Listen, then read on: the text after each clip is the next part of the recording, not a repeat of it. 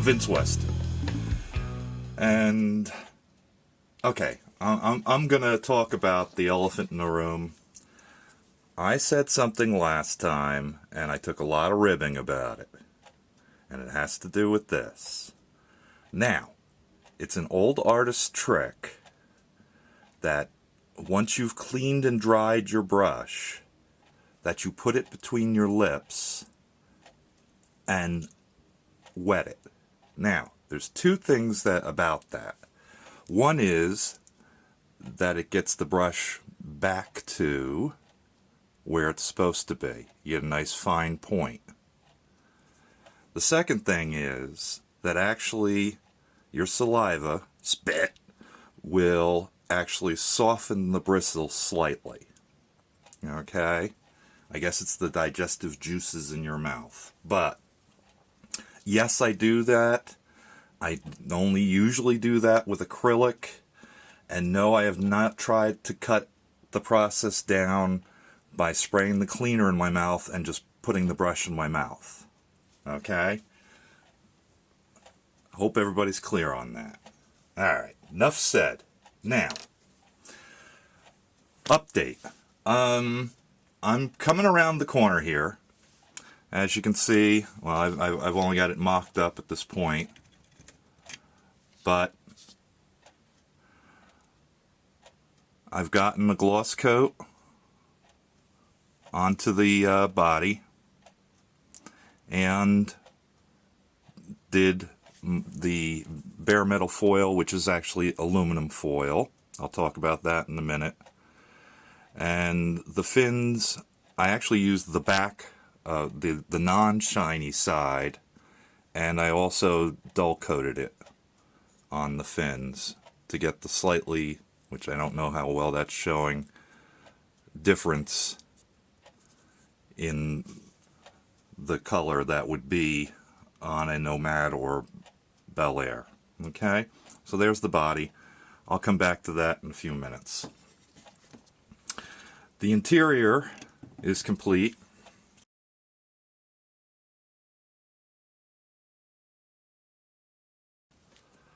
Okay, I've got Rincon Ron in his seat with his sunglasses. The glasses were provided in the kit. They were clear, and I just basically put some Tamiya smoke on the inside to darken them up. I probably could have just painted them with flat black, but I thought that the smoke might give it still a little bit more of a translucent effect. But there he is. And also, I don't know, can't remember if this is in violation of the stock box stock build, excuse me, but I did use flocking here. I also flocked the inside of the headliner just to give it some darkness. Actually, I have painted the inside with the interior color, so once that goes in, it's just that the glass itself, which covers all the way around and in the bottom, kind of would have been too glossy for my taste. So I figured if I put a little flocking in there as opposed to painting it, it would cut down on it. It's a very, very, very thin layer of flocking in there. Okay. The chassis is done. I haven't glued the wheels on because the instructions call for the wheels to be put on after you put the body on, and I didn't want to have these big fat tires sticking in my way, so I took that out. My engine's complete. All five pieces, which makes my engine about the same as Dirk Pitt's engine in his Mustang.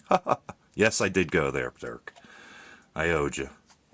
I did use a little aluminum foil where the two pieces come together, just because didn't look right. There was a mold line there, and with a little bit of sanding I was able to flatten it out, but since the plastic, the styrene, is actually black, by putting the aluminum just around the seam, I'm able to hide it a little better. The surfboard is finished. I went with this Anita's. It's called Sunshine Yellow. For the board, I did clear coat it and polish that a little bit too. I don't know. There you go. But that's that. One other thing I was going to mention was the colors that I've used, and there's actually a bit of a theme if you can get yourself in the right mood. White being clouds, ocean blue for the body, twilight blue for the interior, and then the sunshine yellow for the surfboard. So I think you can figure out what that theme is. So that's, oh, flocking, I meant to mention. Sorry, stepping backwards again. Hey Kenny, recognize this? It was royal blue flocking from craftflocking.com that Kenny had given me. So yes, I am actually using it, Kenny. It came out really nice. It's very nice short fibers, and it worked pretty well. I was pleased with it. So that's kind of the update. The next part of this is sort of a demo, because I was asked a question about this. As I mentioned, I did use aluminum foil for the chrome. I do still have to do the back spindles here and around here, which you'll see in a moment. Instead of actual bare metal foil. And actually it's a very similar process, but I'll try and explain. Before I start, there's a really great tutorial by Chris Chapman that he did several years ago when he was doing his 58 Chevy. He goes into some really great detail. Okay, so without further ado, here's some of the tools you'll need, which are very similar to the bare metal foil tools. Okay. Number one, a razor blade, or a blade. This is a number 11 blade. You'll also notice that I blackened it. I just took a Sharpie, a black Sharpie, and went over the tip. It's really helpful in cutting down on all the reflection from bare metal foil or aluminum foil. And this was a new blade when I started. So that's number one. Number two, I guess, should be this. Q-tips. You're going to use a lot of these. As you can see, this one's well used already, and I'll probably be chucking it out and using a fresh one when I finish. Number three is toothpicks, or this is actually a tool, a fingernail file tool that I got out of somewhere. It's got a flat round section on one end and a pointy section on another, but you can use a toothpick.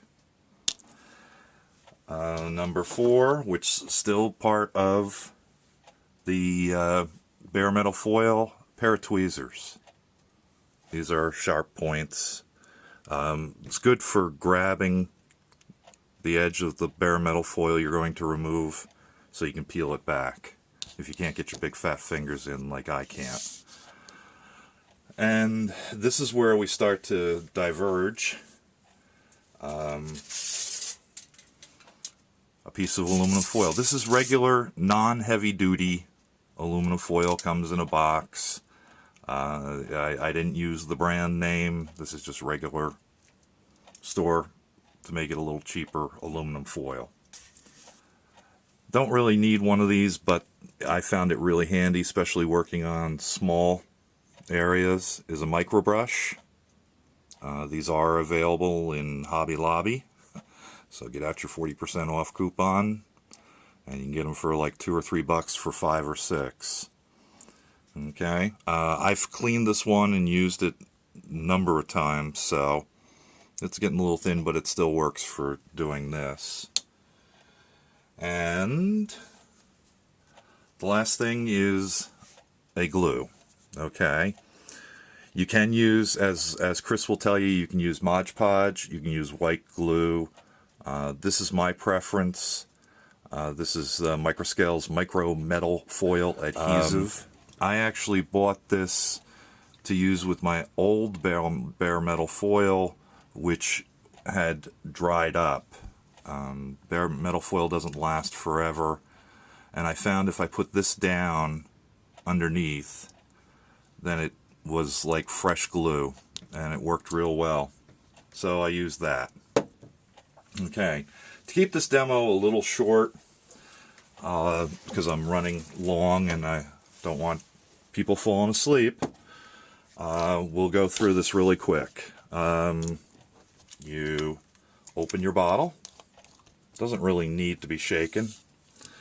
And I'm going to attempt to do the back section here on the drip rail above the rear light.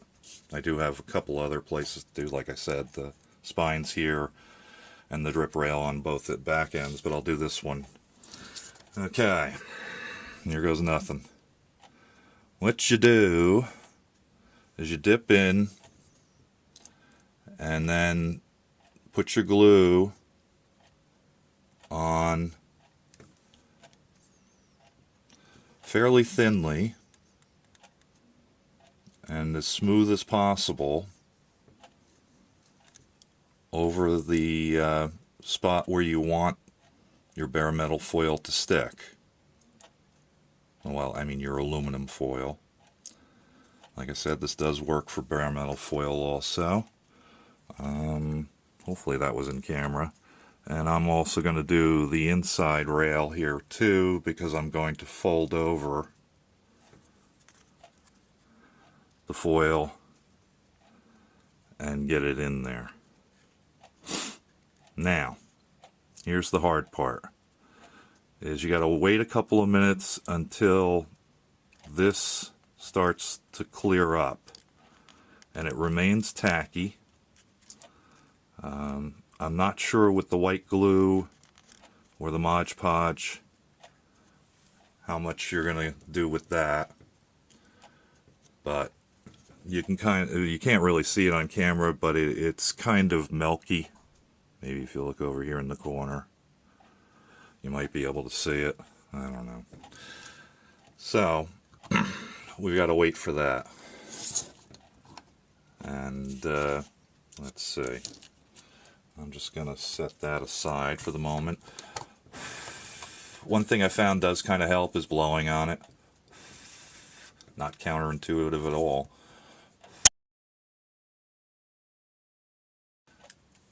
Okay, we're fairly dry here, so it's become more clear. The milkiness is gone out of it. So you take your aluminum foil, and in this case I'm going to use the shiny side, not the dull side, because I want it to look like shiny chrome. And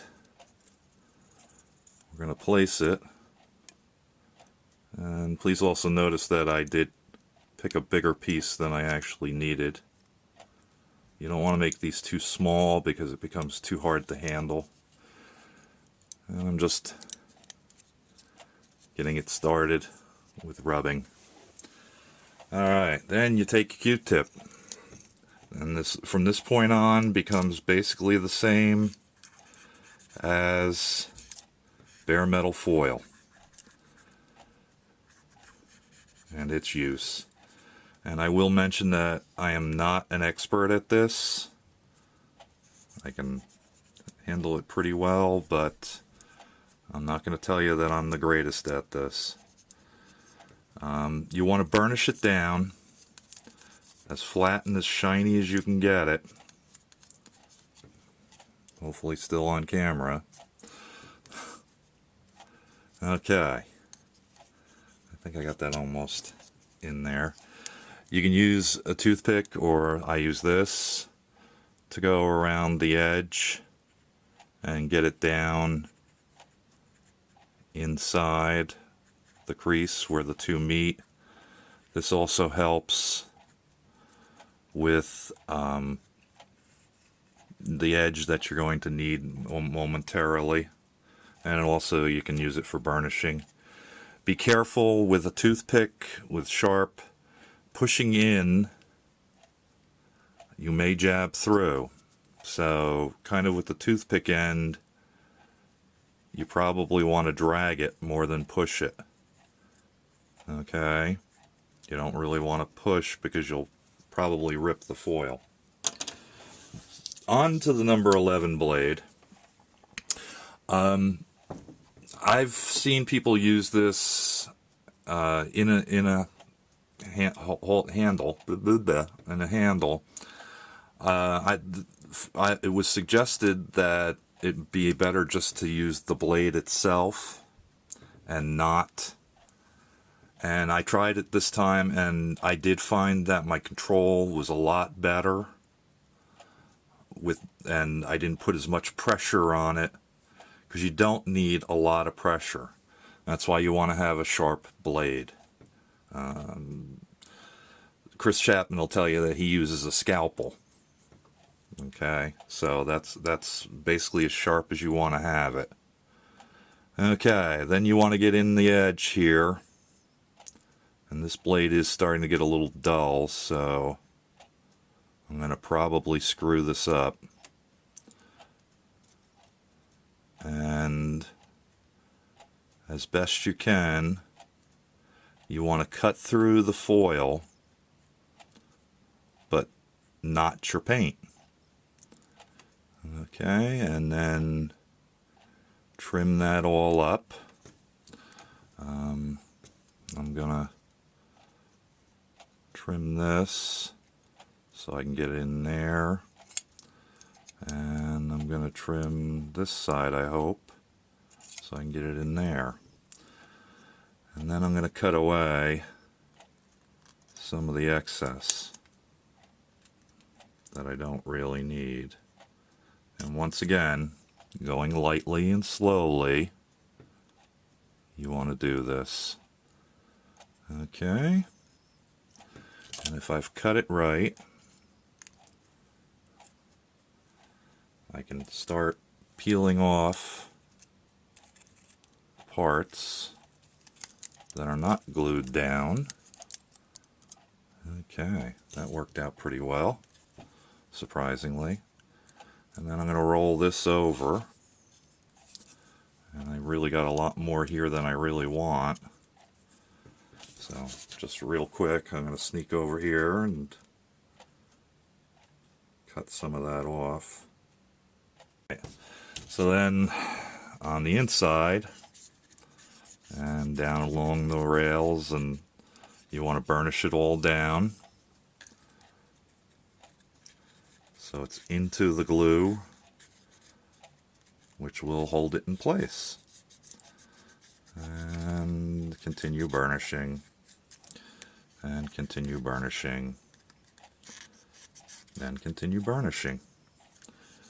Okay, well, you can see I've got that one section done. Only took a little bit. I will warn you, bare metal foil work and doing this method is time consuming, so don't expect you're going to be able to do this in 10 minutes. Anybody that's done this will tell you that yes, it takes a long time. But I think the results kind of speak for themselves. There's nothing better than metal to represent metal. One other thing I didn't mention you might want to do is You might get glue, the glue, somewhere else. It's a water-based glue, so you just have a little water, take your Q-tip, and then you can go along and wash it off, and also burnish down some more of your edges as you're cleaning. I know I'm starting to get a little off camera, and that should do it. Okay. Let me take the dry end and just dry it up. Cool beans. Anyway, so that's basically it. Like I said, Chris Chapman's video is a much better tutorial, but there's about 5 minutes on, well, it's 15 minutes on how to do that. And that's what we've got so far. I'm rounding the final turn here, or the last wave, and I should be finishing this up pretty soon. Basically, I just have some more bare metal foil, then start the assembly. I've got like 2 pieces of chrome, front headlights, and this grill piece, and the rear bumper to put on, and then she be done. Alright, well, thanks for watching. Please feel free to comment below. I appreciate any comments I get, even when they're teasing me. I can take it. And we'll see you all later. Bye-bye.